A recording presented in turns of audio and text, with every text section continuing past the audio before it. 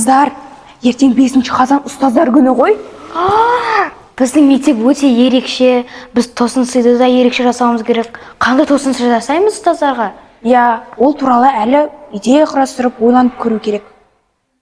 Ұстаз болу жүректің батырлығы, ұстаз болу сезімнің ақындығы, ұстаз болу мінездің күн шуағы, азбай тұғын адамның алтындығы деп ақын Қайырбеков жырлағандай, сөзі маржан, үні ән, ұстаздардың бар болғанына мақтаныш етеміз.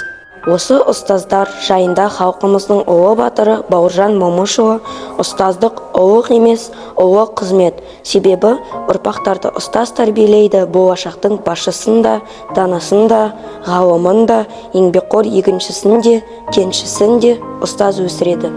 Өмірге ұрпақ берген аналарды қандай ардақтасақ, сол ұрпақты тәрбиелейтін ұстаздарды да сондай ардақтауға міндеттіміз.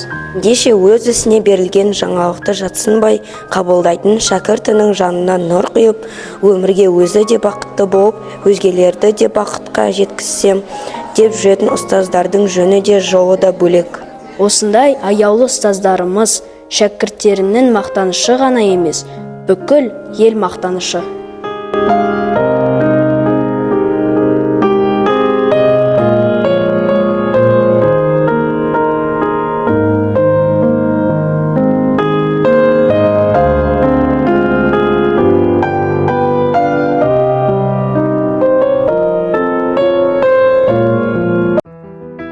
Құрметті ұстаздар, сіздерді келіп жеткен мейрамдарыңызбен шын жүректен құттықтаймыз.